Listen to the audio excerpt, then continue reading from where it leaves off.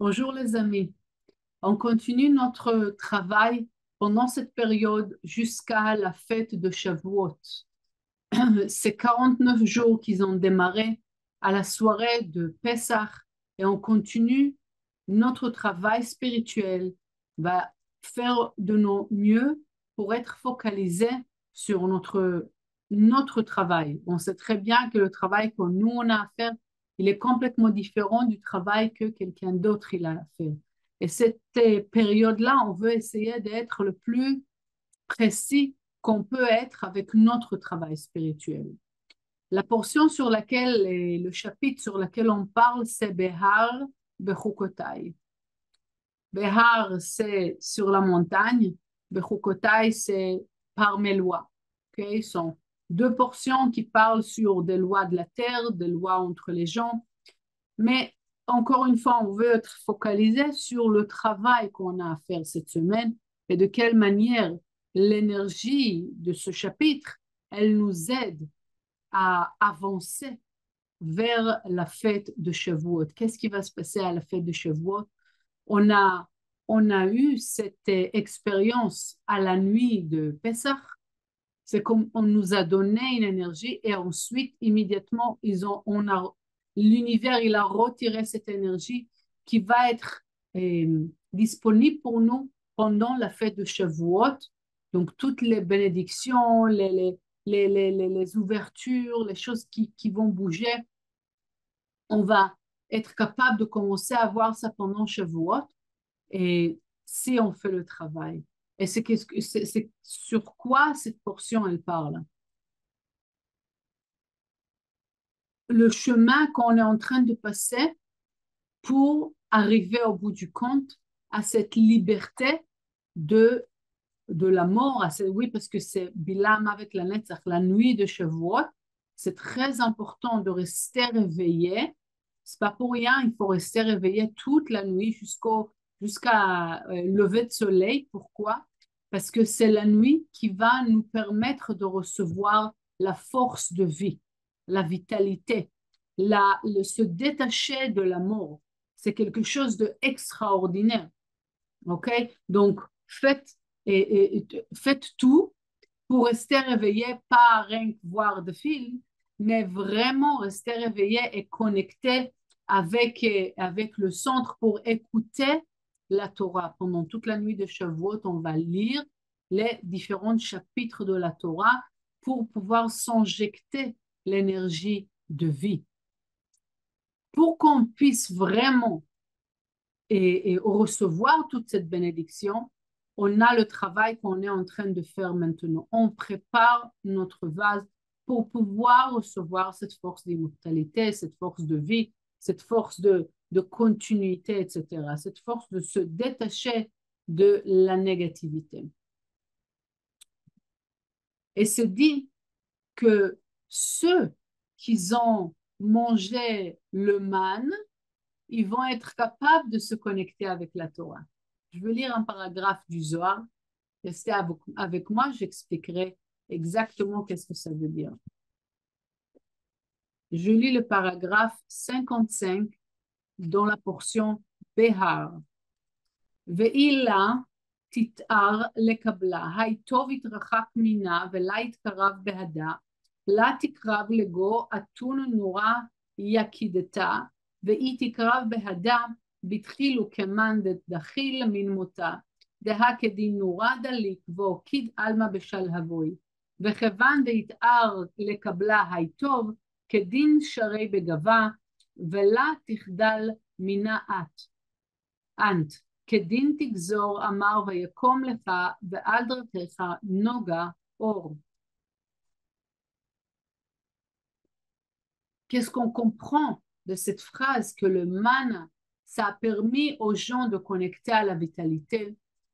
C'est que le man, le pain du man que les Israélites ils ont mangé dans le désert, c'était pas rien que de la nourriture physique.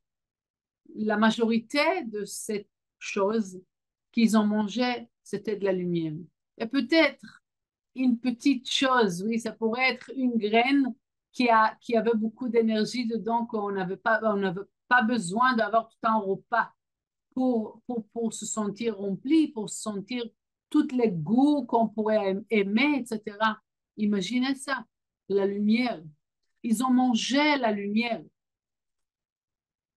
Aussi, dans notre temps, on peut exactement manger la lumière, respirer la lumière et toutes d'autres choses, mettre les vêtements de lumière. Chaque chose qu'on pourrait dire qu'on veut et se réjouir de ça, ok? Je prends du temps pour moi, je fais ça ou je fais ça ou je comprends quelque chose ou j'ai une information. Chaque chose, elle, ça peut être, je peux connecter à ça par la partie physique ou par la lumière qui existe dans cette chose, dans cette nourriture, respiration film ou n'importe quelle d'autre chose que je suis en train de faire. Le travail qu'on a pendant ce mois-ci, c'est de focaliser, de vraiment se concentrer, de recevoir l'énergie qu'il y a dans les choses que je suis en train de faire.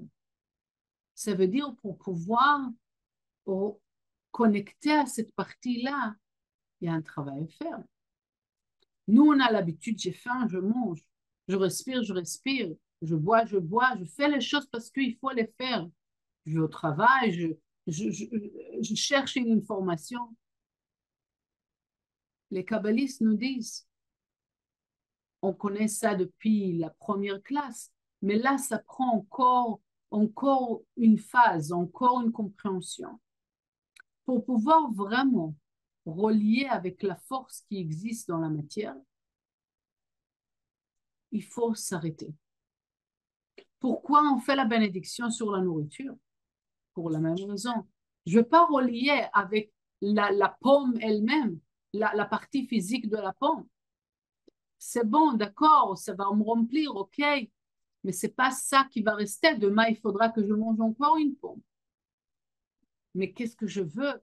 C'est que la peu nourriture que je mange ou la nourriture que je mange ou que je bois ou que je respire ou n'importe quelle chose que je fais, ça va me remplir.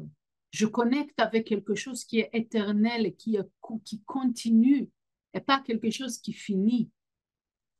Que normalement, c'est de cette manière qu'on vit notre vie.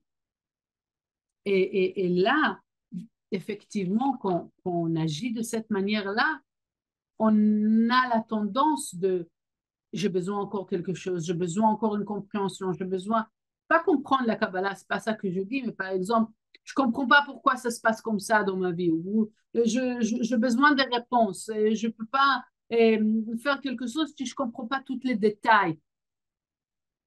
Chaque chose, oui, c'est important, mais est-ce que je connecte avec le détail physique ou à la lumière qu'il y a dans ce détail? Le travail que je cherche physiquement ou l'argent que je cherche physiquement ou l'énergie qu'il y a dans l'argent ou dans ce travail, dans la nourriture, dans la respiration, dans les vêtements, dans chaque chose. Je veux relier à la lumière qui existe dedans parce que la vérité, c'est OK, on peut ne pas manger pendant 24 heures, une semaine, à la fin du monde. Qui nous tient pendant ce temps-là? C'est tout un enseignement que j'ai donné pendant le cours de la nourriture, oui. C'est qui nous tient quand on ne mange pas, quand on ne boit pas? La lumière du Créateur. La lumière du Créateur. Ça veut dire que sans la nourriture, on peut vivre. Sans boire, on peut vivre. On a aujourd'hui, malheureusement, des exemples comme ça. Oui, sans respirer un peu moins, mais sans la lumière divine, en une seconde, on ne peut pas exister. Même pas seconde. Qui nous tient vraiment en vie, c'est la lumière du Créateur. Et qu'est-ce que nous, on veut, c'est de avoir ça dans notre esprit. Pas penser que l'argent, elle va venir patron, ou que l'amour, elle va venir de la personne. Deux personnes s'aiment, ils échangent l'amour que le Créateur il leur donne. Mais je dépends pas de l'amour de l'autre. Je dépends pas de ça. Je peux créer l'amour, je peux connecter avec l'énergie qu'il y a dans l'amour et avec ça connecter avec l'autre personne, par exemple. Je veux connecter à l'énergie qu'il y a dans la nourriture. Pas la nourriture, parce que la nourriture, elle va finir, ça va se digérer, et voilà, les calories vont être utilisées et c'est fini. J'ai besoin de passer encore une fois à manger, encore une fois. Et des fois, on mange et on se sent vide.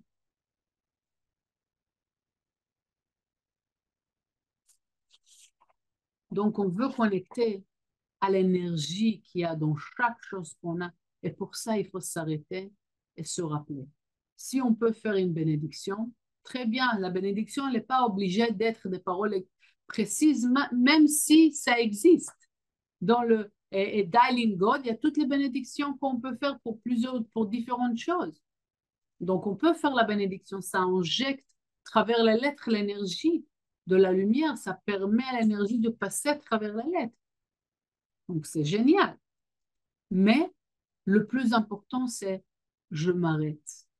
Je m'arrête et je me rappelle, je change ma manière de penser et où je mets le poids sur la matière ou sur la lumière qui existe dans la matière.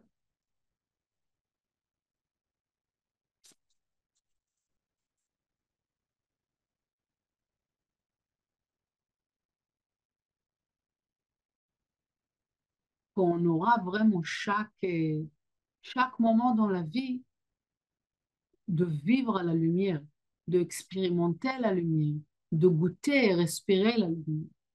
Et non, ça va avec une autre notion. Encore une fois, toutes les choses que je partage avec vous, ils viennent de Kabbalah.com, toutes les classes de Michael Berg. Okay? Là-bas, vous pouvez voir vraiment l'enseignement profond avec tous les détails qu'il donne. Et je vous aide rien qu'à comme faire le point, oui, comme aller vite sur les points et pour les avoir en tête. Et ensuite, c'est très important d'approfondir. Alors, le deuxième point qui est relié avec la portion de Bechukotai, Behar, Bechukotai, on a deux portions cette semaine. Et ça continue cette idée. Pourquoi? Parce que c'est dit, si vous n'allez pas marcher, pardon, si vous allez marcher dans mon chemin, vous allez voir plein de bénédictions et ça nomme des bénédictions qui sont physiques, pas de l'amour et la sérénité, c'est pas ça qui parle. Il parle sur des plénitudes physiques qu'on va avoir. Donc, en fait, on a ici une semaine dans laquelle on apprend à recevoir, à recevoir la bénédiction, à recevoir des choses qu'on voudrait dans la vie dans leur manière éternelle. Alors, je veux lire encore une fois dans le Zohar, dans la portion et Bechukotai, le verset 20.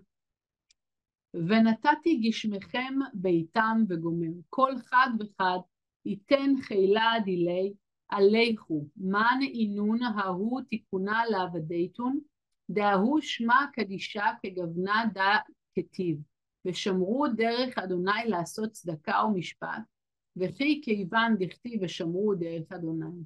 עמי לעשות צדקה ומשפט, אלא מן דנתיר אורחוי דאורייתא, כביכול הוא עושה צדקה ומשפט. ומהי צדקה ומשפט? הקדוש ברוך הוא בחר רבי שמעון ואמר, ואילון לבני נשה, דלה ידעין ולמה שגיחין בעיקרא דמראיהון, מן אביד שמה קדישה בכל יומה, הווי אימה מן דיהיב צדקה למסכנים. Et toute l'idée ici, c'est la compréhension de base que ce monde, il démarre avec la pensée, la pensée de la création. Après, comment ce monde il fonctionne. On a commencé avec la pensée de la création. Ensuite, ce monde physique, il est construit à travers le Tzimtzum, donc ça veut dire qu'on passe par un chemin, par une période qui a rien par rapport à ce qu'on avait dans l'éternité. On n'a rien, mais à chaque fois, on découvre encore quelque chose, on ouvre encore une partie de nous et on arrive à révéler, on va arriver au bout du compte à révéler toute la pensée de la création. Donc au bout du compte, ce monde, il sera rempli avec toutes les bénédictions que à la création, ça existait dans la pensée. Ce chemin-là est vrai pour chaque chose qui se passe, chaque chemin qu'on a dans ce monde. Par exemple, vous voulez préparer quelque chose, donc vous avez une idée, mais ça n'existe pas encore. Donc, vous préparez, vous allez acheter les affaires, etc. Et ensuite, cuisiner ou construire, ou etc. Et ensuite, il y aura qu'est-ce que vous avez pensé au début. OK? Donc, chaque chose qu'on a dans ce monde fonctionne de cette manière-là. Au bout du compte, on vit la pensée qu'on avait au début. Maintenant, on a deux possibilités. Une possibilité, c'est quand on fonctionne avec les lois universelles. Ça veut dire la résistance, ça veut dire le partage, ça veut dire sortir de nous-mêmes, ça veut dire faire des efforts, ça veut dire changement, OK? Au bout du compte, c'est résistance avec plein de paroles. Mais à chaque fois qu'on fait un changement personnel, par exemple, mais parce que des fois, on peut dire je travaille très dur, OK, mais je ne vois pas de résultats. Ça veut dire que si c'est comme ça veut dire que je ne suis pas sur mes rails. Il faut que je cherche, il faut que je regarde, peut-être à travers l'astrologie, ou peut-être kabbalistique, bien sûr, par le tikkun, peut-être par parler avec le professeur, par différents moyens de savoir où je ne suis pas précis avec mon travail spirituel. OK? Quand je deviens plus précis avec mon travail spirituel, c'est là que je suis sur le chemin. Et quand je suis sur le chemin, qu'est-ce qui se passe? On arrive à tirer des bénédictions de la pensée à se réaliser. Comme on a dit, on a deux chemins. Un chemin, je peux travailler dur et faire des efforts et faire des rondelles et encore s'énerver, écrire des lettres et bouger et ceci et cela. Gagner la chose avec beaucoup d'efforts. OK? C'est dit, avec comment on a, la transpiration de ton travail dur. Ça, c'est un moyen. L'autre moyen, c'est faire l'effort où il faut. Faire l'effort où il faut, ça veut dire changer où je dois changer. Des fois, on ne fait pas, je scanne beaucoup de Zohar, je fais beaucoup de, je ne sais pas, je parle avec les gens, ou peut-être non, ou rien que j'étudie beaucoup, mais est-ce que je partage? Est-ce que je fais la résistance exactement où c'est pas confortable pour moi? Peut-être non. Je dois être plus précis avec le travail que j'ai à faire. Les points dans lesquels, la manière que je dois partager. Des fois, il faut écouter et c'est pas confortable pour moi. Des fois, il faut donner et c'est pas confortable pour moi. Chacun d'entre nous, on est différent. Chacun d'entre nous, il y a quelqu'un qui va dire, pour moi, c'est très facile, sans arrêt, je donne et je reçois rien que le contraire. OK, peut-être il faut savoir de dire non. OK? Donc, chacun, avec sa manière, avec son propre ego, sur lequel on a besoin de travailler. Et la beauté des choses, c'est quand j'arrive à vraiment faire le travail de cette manière-là que j'arrive à créer le changement, j'arrive à partager dans ma manière. Donc, ma manière, ça veut dire pas comme c'est confortable pour moi, mais dans les points vraiment partagés, c'est faire quelque chose qui n'est pas confortable pour moi. OK? J'aime pas parler avec les gens, parle avec les gens. J'aime pas donner de l'argent, donne l'argent. Tous les points qui sont pas confortables pour moi, c'est exactement ça qu'il faut que je fasse. C'est ça, être sur les rails de mon chemin spirituel. Et quand je fais ça, comme j'ai dit tout à l'heure, j'arrive à tirer, à tout simplement m'ouvrir à la bénédiction qui est là depuis la création, qui est là dans ma pensée. On a dit la pensée, on passe travers un chemin vide et ensuite j'ai la bénédiction, oui, complète comme j'ai pensé. Normalement, ça doit être comme ça, oui. Donc, si je travaille dur, c'est parce que je suis pas sur les rails, je suis pas précise avec mon travail spirituel.